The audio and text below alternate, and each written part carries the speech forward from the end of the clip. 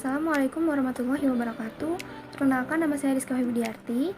Saya dari Prodi Manajemen dengan NIM 28920500001. Saya dari Universitas Pancasakti Bekasi.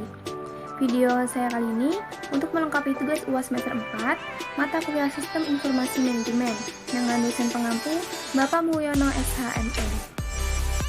Materi yang akan saya jelaskan di sini yaitu mengenai pendekatan pengembangan sistem informasi manajemen dan metodologi pengembangan sistem informasi manajemen.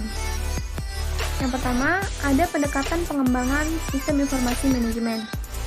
Yang pertama ada pendekatan klasik, yaitu pendekatan klasik atau classical approach, yang disebut juga pendekatan tradisional atau pendekatan konvensional, adalah pendekatan mengembangkan sistem yang mengikuti tahapan di sistem life cycle tanpa dibekali alat dan teknik yang memadai.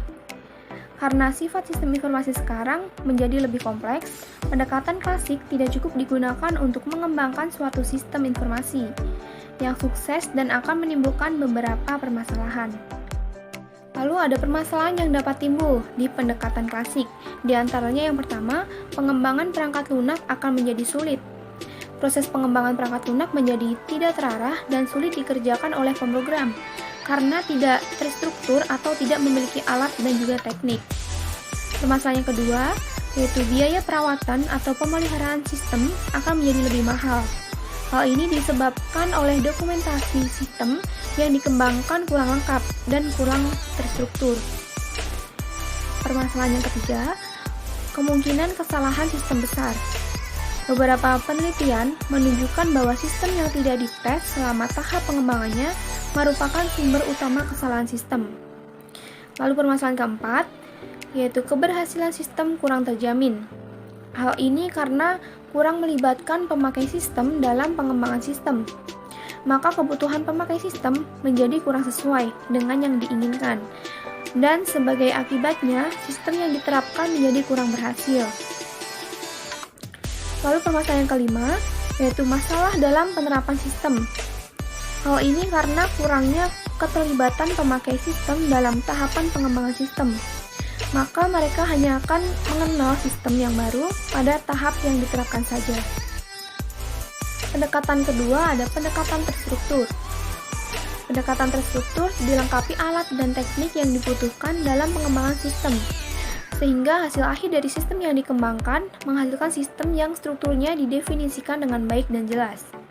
Melalui pendekatan terstruktur, permasalahan-permasalahan yang kompleks di dalam organisasi dapat dipecahkan dan hasil sistem akan mudah dipelihara, fleksibel, lebih memuaskan pemakainya, mempunyai dokumentasi yang baik, tepat pada waktunya, sesuai dengan anggaran biaya pengembangannya, dapat meningkatkan produktivitas dan juga kualitasnya akan lebih baik dan bebas dari kesalahan.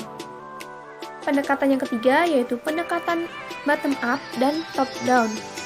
Pendekatan bawah naik atau bottom up approach dimulai dari level bawah organisasi, yaitu level operasional di mana transaksi dilakukan.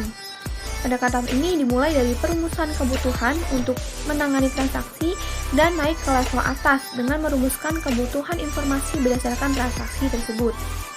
Sebaliknya, pendekatan atas turun atau top-down approach dimulai dari level atas organisasi, yaitu level perencanaan strategi.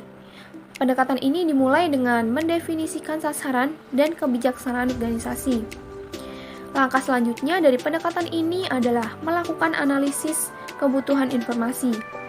Setelah kebutuhan informasi ditentukan, maka selanjutnya proses turun ke pemrosesan transaksi, yaitu penentuan output, input, basis data, prosedur operasi, dan juga kontrol. Pendekatan keempat yaitu pendekatan sepotong dan pendekatan sistem. Pendekatan sepotong dan pendekatan sistem dipandang dari sudut sasaran yang akan dicapai. Pendekatan sepotong merupakan pendekatan pengembangan sistem yang menekankan pada suatu kegiatan atau aplikasi saja.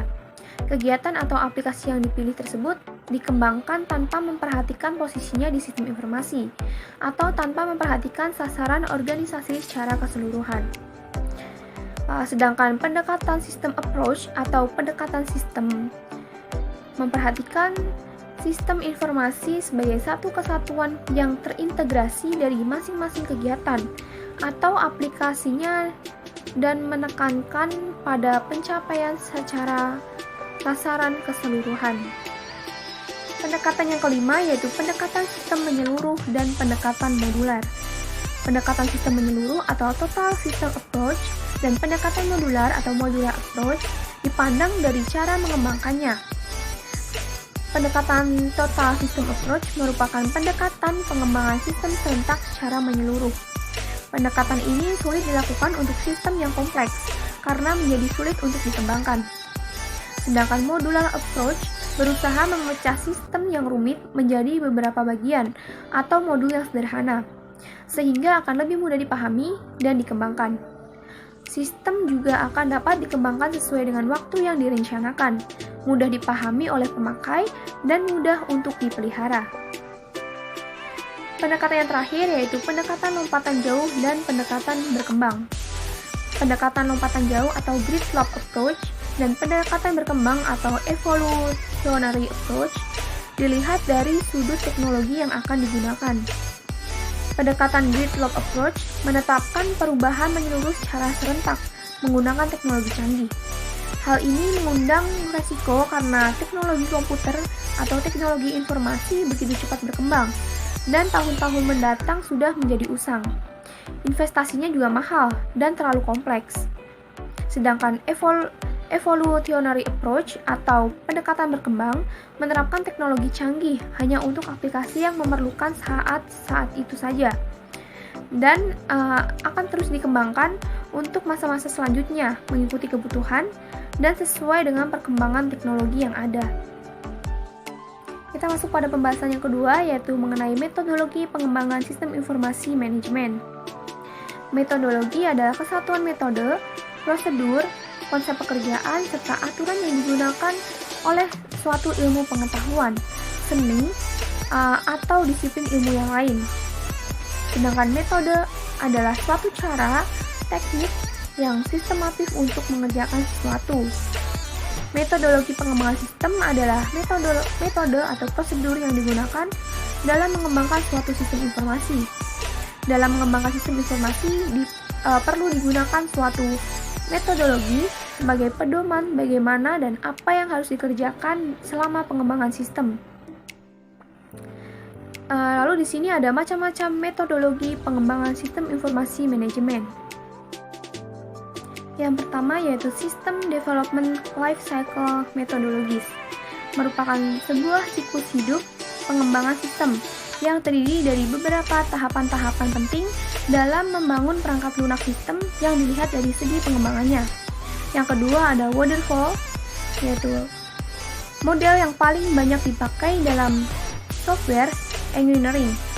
Model ini melakukan pendekatan secara sistematis dan urut mulai dari level kebutuhan sistem, lalu menuju ke tahap analisis, desain, coding, testing atau verification, lalu maintenance. Disebut dengan waterfall karena tahap demi tahap yang dilalui harus menunggu selesainya tahap sebelumnya dan berjalan berurutan. Yang ketiga ada prototyping. Prototyping adalah salah satu pendekatan dalam rekayasa perangkat lunak yang secara langsung mendemonstrasikan bagaimana sebuah perangkat lunak atau komponen-komponen perangkat lunak akan bekerja dalam lingkungannya sebelum tahapan konstruksi aktual dilakukan. Ini menurut Howard tahun 1997. Lalu yang keempat ada Rapid Application Development atau RAD. RAD ini adalah model proses pembangunan perangkat lunak yang tergolong dalam teknik bertingkat. RAD menekankan pada siklus pembangunan pendek, singkat, dan cepat. Waktu yang singkat adalah batasan yang penting untuk model ini. Yang selanjutnya ada Agile Software Development. Agile merupakan jenis pengembangan sistem jangka pendek yang memerlukan adaptasi cepat dan pengembang terhadap perubahan dalam bentuk apapun.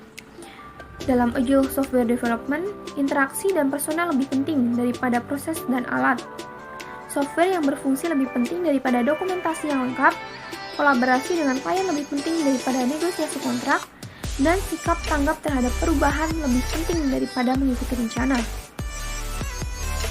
Yang selanjutnya ada Object Oriented Technology, merupakan cara pengembangan perangkat lunak berdasarkan abstraksi objek-objek yang ada di dunia nyata. Dasar pembuatan adalah objek, yang merupakan kombinasi antara struktur data dan perilaku dalam satu entitas.